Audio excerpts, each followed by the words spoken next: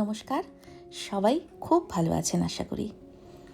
আজ 4 জুলাই, আমেরিকার 250 বছরের জন্মদিন।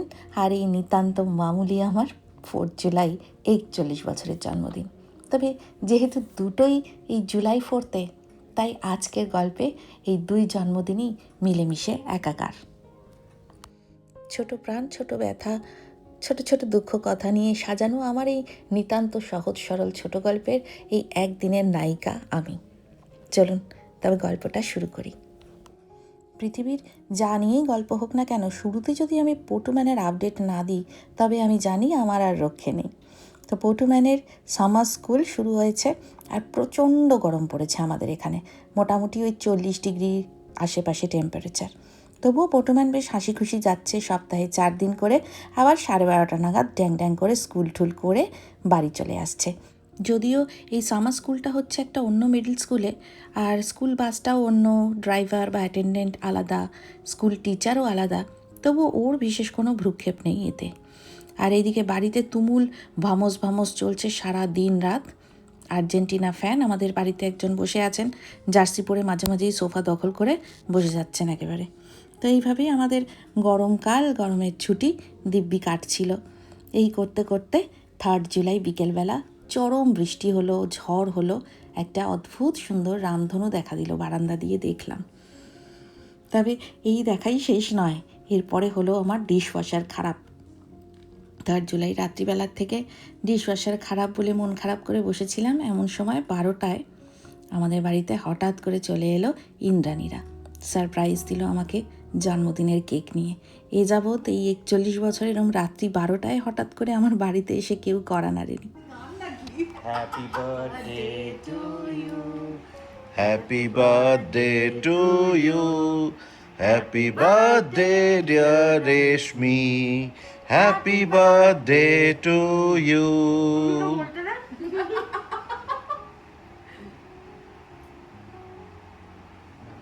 Thank you. এই সমস্ত ডেকোরেশন কেন? সাজিসটা তো পুরো সাজি, ক্রিম ফেশিয়াল। ছোটবেলা থেকে আমার জন্মদিনে কোনোদিনও পায়েস হতো না, কারণ ঠাকুমার বারণ ছিল। 8 ছেলের জননী ঠাকুমা বলেছিল মেয়েদের জন্মদিন করলে নাকি তারা দুঃখী হয়। সে জানি না, তবে বিয়ের পরে প্রত্যেক বছর, মানে 7 বছর যে শ্বশুর বাড়িতে ছিলাম, এক বাটি পায়েস আমার জুটতো ঠিক। আর এখন এই প্রবাস জীবনের যে পরিবার, তারা যে এই দিনটাকে এইভাবে মনে রেখে আমাকে হঠাৎ করে সারপ্রাইজ দেবে, সত্যি ভাবিনি। আমি সত্যিই সারপ্রাইজ হয়েছিলাম। রাত দুপুরে উপহারে, কেকে, আনন্দে ঝলমল করে 1টা ঘন্টা কোথা দিয়ে যেন কেটে গেল। তবে খাওয়া দাওয়াটা আজকের মতো তোলাই থাকলো। আমার এই পরিবারের বাকিরা সবাই যেদিন একসাথে জড়ো হব এক জায়গায়, সেদিন হবে। এই উপহার তো ভালো, তবে আমার জন্মদিনের পাওয়া সেরা উপহার আমাকে দিয়েছে আমার এগু বাচ্চা। নিজের হাতে তৈরি করা এই গিফটগুলোও আমার জন্য বানিয়ে এনেছে। পটুম্যান এখন ঘুমিয়ে কাদা, অনেক রাত ওর জন্য। ও উঠে এসে আমায় উইশ করতে পারেনি, তবে পটুম্যানের বোন আমার গলা জড়িয়ে আদর করে হ্যাপি বার্থডে বলেছে, আর নিজের হাতে এই 2টো ক্লিপ আমার জন্য তৈরি করে এনেছে। 2টো ফুল, গোলাপ ফুল আর একটা ছোট্ট রিসলেট। আমি ওকে কথা দিয়েছি যে এই ফুল আমি সত্যি সত্যি মাথায় পরব আর ঘুরতে যাব। সেদিনের ফটো আপনাদেরও দেখাবো নিশ্চয়ই। জন্মদিনের সংখ্যা যেরকম বছর বছর বদলে যেতে থাকে, সেরকমই আমার এবছর কেকের জায়গায় কাপ কেক খাওয়ার খুব ইচ্ছা হয়েছিল। তাই ছন্দক আমার জন্য এই 4খানা কাপ কেক এনে দিয়েছিল। একটা হটডগ শেপের, একটা হলিডে, মানে আজকে যেহেতু ইউএসের ইন্ডিপেন্ডেন্স ডে, সেই থিমের একটা কাপ কেক, আর বাকি 2টো আমার বরাবরের প্রিয়, একটা ক্যারেট কেক আর একটা রেড ভেলভেট। এই প্রবাস ঘরে আমাদের একমাত্র হেল্পিং হ্যান্ড হয় ডিশ ওয়াশারটা, আর সেটা যেহেতু দেহ রেখেছে, সকাল থেকে প্রচুর বাসন মাজলাম। আর এই ব্যাগ ভর্তি বাজার, এগুলো আমাদের নয়। আমরা যখন এসেছিলাম, আমাদের বন্ধু আমাদের ব্যাগ ভরে বাজার দিয়ে গিয়েছিল, মনে আছে? সেরকমই ছন্দকের অফিসের একটি ছেলে এসছে, আর তার জন্য এই সমস্ত বাজারপত্র গোছালাম। তারপর ছন্দক রওনা হলো, ওর জন্য একটু লাঞ্চ পাঠিয়ে দিলাম, আর আমাদেরও একটু বানিয়ে নিলাম চিকেন আর পোলাও। এইভাবে জন্মদিন কাটছিল, কোথাও খেতে গেলাম না, ঘুরতে গেলাম না। এই ভাবতে ভাবতে সন্ধ্যে 6:30টার সময় অবশেষে আমরা বেরোলাম। আজ বিভিন্ন জায়গায় ফায়ার ওয়ার্কস হবে, আমেরিকার স্বাধীনতা দিবস উপলক্ষে। আমরা যাচ্ছি একটা জায়গায় দেখতে, সেটার নাম হচ্ছে আটলান্টিক সিটি। এটা আমাদের বাড়ির থেকে 104 মাইল দূরে। বেরোতে হয়তো একটু দেরি হয়ে গেল, কিন্তু যেহেতু ওই বাজি প্রদর্শনী যেটা আর কি, ফায়ার ওয়ার্কস, ওইটা হবে বেশ রাতের দিকে, রাত্রি 9টা-10টা নাগাদ, তাই হাতে অনেকটা সময় আছে। আর মনে মনে ভাবছি যে এতটা রাস্তা যাবো আসবো গাড়ি চড়েই তো পটু খুশি হয়ে যাবে, যদি পার্কিং না পাই তো আবার ফিরতি পথে বাড়ি চলে আসবো। তো এই ভেবেই আমরা রওনা হলাম। মোটামুটি 8:30-9টা বাজলেই পটুম্যানের ঘুম পেয়ে যায়, সেজন্য ওকে দুপুরবেলা ভালো করে ঘুম পাড়িয়ে নিয়ে বেরোলাম। হয়তো একটু দেরি হয়ে গেল, তবে যা গরম চলছে চারদিকে, এই হিট ওয়ার্নিংগুলোও রয়েছে, তাই ভাবলাম যে একটু দেরি করেই বেরোই। তবে যেহেতু সমুদ্রের পাড়ে যাচ্ছি, অতটা গরম হয়তো ওখানে আর থাকবে না, আর পটু ওই বালি নিয়ে জল নিয়ে খেলবে, সময়টাও কেটে যাবে খুব সুন্দর। এই 104 মাইল আমাদের বাড়ির থেকে। 104 মাইল মানে কত কিলোমিটার হবে? ওই 1.6 দিয়ে গুণ কর, 1 মাইল মানে হচ্ছে 1.6 কিলোমিটার। হ্যাঁ, তুই কর না গুণটা। রাফলি ওই 160-65 হবে তো, মানে প্রায় দীঘা কলকাতা প্রায় থেকে। দীঘা, হ্যাঁ। আমরা শুধু বাজি দেখতে যাচ্ছি বাজি দেখতে এই সন্ধ্যে 6:30টার সময় বেরিয়ে, মানে আলাদাই। আর রাস্তাগুলো তো ভালো এখানে, তোরা অসুবিধা হয় না। আর পটু খুশি খুশি আছে। চল তো জন্মদিনের প্রথমবারটা দেখি, অতবার তো আমরা তো ঘুরতে গেছিলাম, বাট তো এখন আছি যখন। হ্যাঁ, আর প্রতিবার তো আর 250 বছর হবে না। সেটাই, হ্যাঁ। এই বাঙালি বাবুটি আবার মাঝখানের ব্রেকে একটুখানি আলুর চপ মনে করে হ্যাশ ব্রাউন খেয়ে নিলেন। তো উনি যা খুশি মনে করে খান না কেন, একটুখানি চুপচাপ আর শান্ত মতো থাকলেই হলো।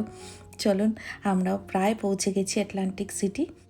ভালো করে খবর নিয়ে এসেছি আমরা যে যখন ফায়ারওয়ার্কসটা হবে তখন বিচে থাকতে দেওয়া হয় নাকি, কারণ বিচে যদি থাকতে দেওয়া না হয়, অত লোকের ভিড়ের মাঝখানে দাঁড়িয়ে দাঁড়িয়ে পটু কতক্ষণ আর দেখবে।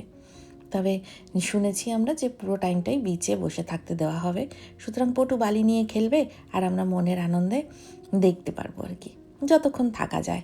তবে একটা যে ঝড়ের পূর্বাভাস আছে সেটা তো আছেই, মানে ওই ঝড় বৃষ্টি শুরু হলে আমাদের বেরিয়ে পড়তে হবে। তো পার্কিংয়ের মোটামুটি একটা খোঁজ পেয়েছি, কারণ আজকে ইন্দ্রাণীরা এইখানেই এসছে, তবে ওরা অনেক আগে এসছে, তো ওদের কাছ থেকে শুনে নিলাম কোন জায়গায় পার্ক করতে হবে। একেবারে এখানের সামনেই জানেন তো একটা বড় বিল্ডিং আছে পার্কিংয়ের, ওখানে $20 দিলে রাত্রি 11টা অবধি পার্ক করা যায়। তবে আমরা ভাবছিলাম যে অলরেডি হয়তো পার্কিং ফুল হয়ে গেছে, কিন্তু ভেতরে এসে দেখলাম না, অনেকগুলো জায়গা আছে। গাড়ি পার্ক করতে এসে গৌরবদার একুর সাথেও দেখা হয়ে গেল, ওরাও ঠিক তখনই গাড়িতে ওদের ব্যাগপত্র রাখতে এসেছিল।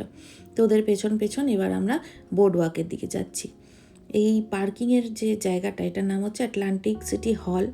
এখান থেকে বেরোনো মাত্র একটা ঝলমলে বোর্ড ওয়াক রয়েছে, প্রচুর মানুষের ভিড়, ঝলমলে আলো, হাসি, নানা রকম আওয়াজ, শুনলেই মন ভালো হয়ে যাওয়ার মতো আওয়াজ। পেছনে হার্ড রকটা দেখা যাচ্ছে, ওখানে ওই ফাংশনটা হবে।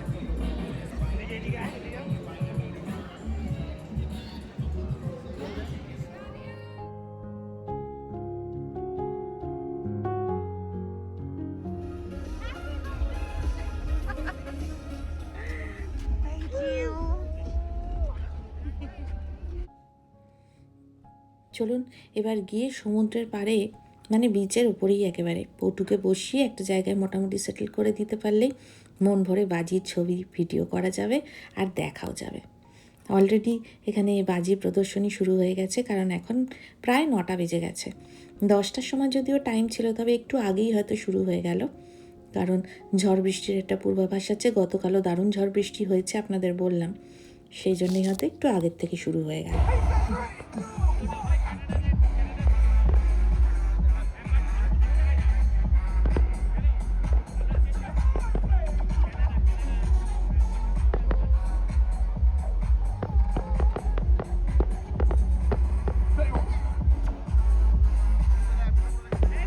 বালি চেকাবি না।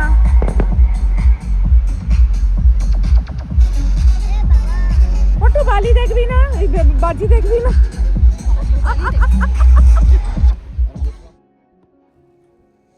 গত বছর এখানে ছিলাম আমরা, তবু মানে বাজি দেখা হয়নি, কারণ আমরা এই দিনে বস্টন ঘুরতে গেছিলাম। তবে সেটাও একটা দারুণ দিন কেটেছিল। আর আজকে এইভাবে আটলান্টিক সিটিতে সমুদ্রের পাড়ে বসে বসে বাজি দেখছি, দারুণ লাগছে।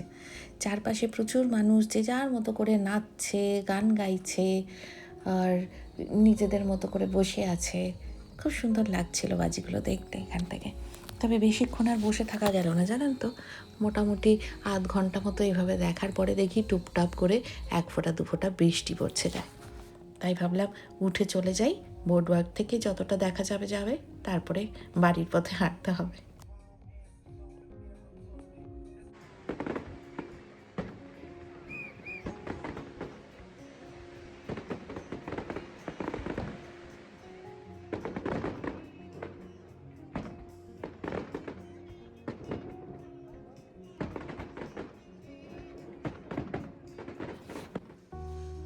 এই যে এই ল্যাদ খাওয়ার জীবন ছেড়ে এতটা রাস্তা এসে এই বাজি দেখছি, তার কারণ জানেন তো? একমাত্র এই মুহূর্তটায় আমি বুঝতে পারলাম যে আজকের আমাদের আশাটা সার্থক। পটু ম্যানকে দেখুন, ও নিজে কতটা এনজয় করছে, হাসছে, হাততালি দিচ্ছে এই বাজিগুলো দেখে। সত্যি আমার মনে হলো যে আজকের আশাটা সার্থক হলো। কারণ ও তো আমাদের মতো এরকম জাগতিক বিষয়ে খুব একটা আনন্দ পায় না। ওর আনন্দ পাওয়ার জিনিসগুলো, জায়গাগুলো খুব লিমিটেড। সেখানে এভাবে বাজি দেখেও যে এতটা আনন্দ পাবে, আর ওর আনন্দ দেখে আমার মনে হলো যে আজকের এখানে আসাটা যেন আমাদের সার্থক হলো। মানুষ তো সমস্ত কিছুর মধ্যে নেগেটিভিটি খুঁজে পান। তো হয়তো এই ভিডিও দেখে অনেকে বলবেন, তুমি তো কালী পুজোর বাজির অনেক বিরোধিতা করেছিলে। আসলে কাঠের বাড়ির পাশে দুমদুম করে চকলেট বোম ফাটানো আর খোলা সমুদ্রের পাড়ে দূরে এরকম আলোর বাজির মধ্যে একটা পার্থক্য থাকে।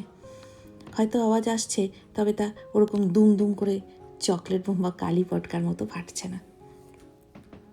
এই জিনিস দেখার, এই জিনিস অনেক দূরে হচ্ছে, মানুষ দূর থেকে দেখছেন। মানুষের নাগালের থেকেও অনেক দূরে এই বাজিগুলো ফাটানো হচ্ছে। আমি বাজির বিরোধী নই, আমি শব্দের ডেসিবেল মেনে, দূরত্ব মেনে ফাটানো আলোর বাজির ফ্যান। এইটুকু আজকে বলে রাখলাম।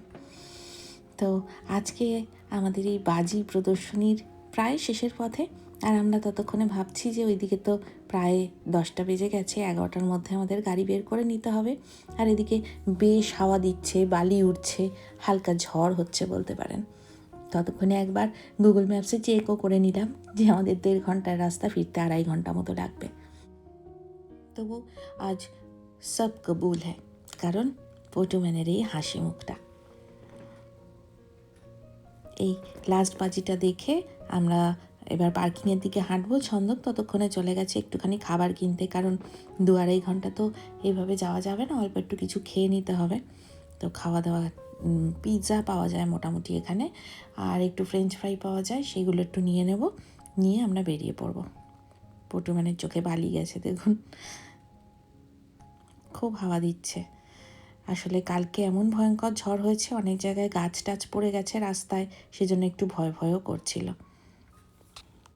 যন্ত্রের বিভ্রাট জন্মদিনটা যতটা খারাপ করবে ভেবেছিলাম, ততটা খারাপ হয়নি বলুন।